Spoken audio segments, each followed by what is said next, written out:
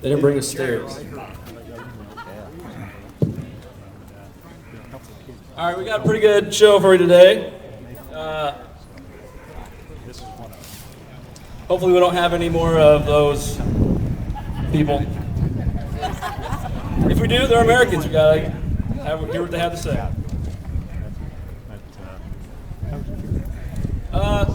First things first, I would like everybody to give a round of applause to Monmouth College for letting us use their facilities today. I want to thank all the volunteers that helped put this on, the deans that were really easy to work with, Dean Massoud, Dean Condon, Dean Orga-Zalik, and Diane Henson, Wendine Thompson, Jeff Regner, Richard Johnston. Thank you for all your cooperation, and also the Monmouth Business Club for sponsoring this event. Last but most important, this is a peaceful rally, everybody. Let's respect everybody's views. Even though you may not fully agree with the person standing next to you, we're all still Americans. So treat them as you'd like to be treated and keep this couple-hour event from getting out of hand. Thank you. Today across the nation, 600 or so gatherings just like this one are happening as we speak. Hundreds of thousands are coming together in front of city halls, courthouses, state capitol buildings, congressional district offices, and college dormitories. There's a certain energy in this country that hasn't been felt long before I was born. It is not just the vigor of the Tea Parties and the 9/12 groups that are waking this country's people up. We can't forget the other small government pro-freedom movements like the Campaign for Liberty, Students for Liberty, and Young Americans for Liberty. It is with the force of these movements combined that the politicians on Capitol Hill, I believe, are beginning to feel the political tide change. And this time, the tide isn't going away when the Republicans win, or if the Democrats win. We're not going away. Am I right? Yeah. Just making sure. That doesn't matter. American after American has been coming out of a trance in the past year. A trance that has been made by cliche political debates and falsehoods by both sides of the aisle. Those who would try to devalue this rally by spreading lies and falsehoods are only dishonoring themselves and only really acting immature. This is not a racist and bigot movement. Is there any racists here? I would just like to ask. Can I get a strong no on that one, please? Thank you. This movement is about instilling more liberty in our daily lives. It makes sense, doesn't it? Freedom has a unique power, I think, to unite us. Look what it's done in the past year alone. Just the message of freedom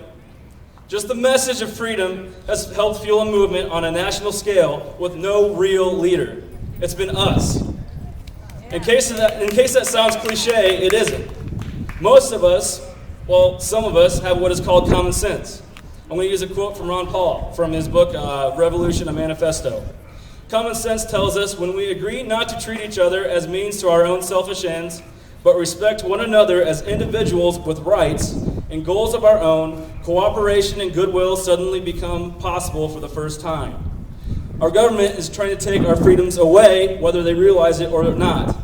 Every regulation they pass takes a little bit of freedom away. Every little tax they increase takes some of our freedom away. Our freedom to keep what we earn. Wherever there is more government, there is less freedom. I believe, as most of us here can agree, that government does create most of our problems.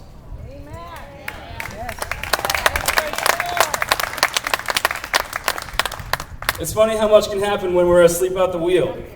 We put our lives on autopilot, and before you know it, there's a deer in the headlights. That deer, my friends, is what we have today. While we were asleep, government came to the rescue of failed corporations that were too big to fail. And now we are mandated to buy something called health insurance. But this fight is not over. There are good people up on Capitol Hill that are trying to end the mandate that you buy something. That is unconstitutional to make you buy something. I believe. Some people may not believe that. It's a complicated issue. We're with you. It's good news. The transformation and evolution into a government that takes care of our every need has been progressing over the past few decades, if not the last century. And where have we been all of that time to protest against big government, high taxes, and federal entitlement programs? Social Security, Medicare, the Department of Education, Health Services, the Department of Homeland Security, the Department of Housing and Urban Development, of Commerce, Agriculture, Labor, department after department, because government knows what's best for us. Am I wrong? No. Does government know what's best for us everywhere? No. Does government know how to spend our money the best? No. I didn't think so. I can think of a lot better things I could spend my money on this year than somebody else. Okay. My next question is who is going to step up to the plate? This is not just your future, it is mine. It is my future children's future. It's your children's future. That's the $1 million question, or should I say $12 trillion question. Who will step up to the plate? We need to keep moving forward to a country that isn't allowed to mortgage our future, bankrupt our nation, and continue down that same road. Forward to a country where politicians follow the Constitution instead of run free with power. Forward to a country that doesn't spy on its citizens and just leaves us the hell alone.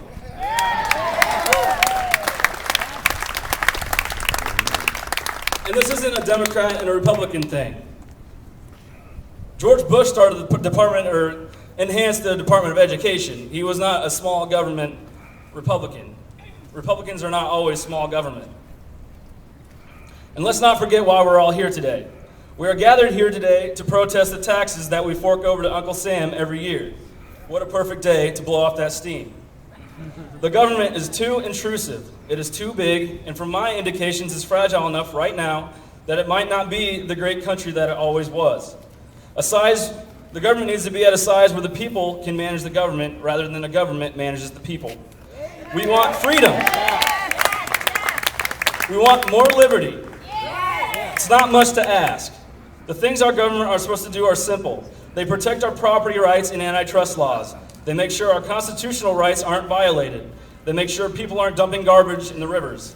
And protect our country from foreign enemies and secure our borders.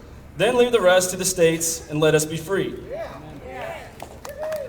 The main question I've been asked the past few days in and out of interviews with the local radio station and a few others, the main thing I was asked is, what is the Tea Party all about?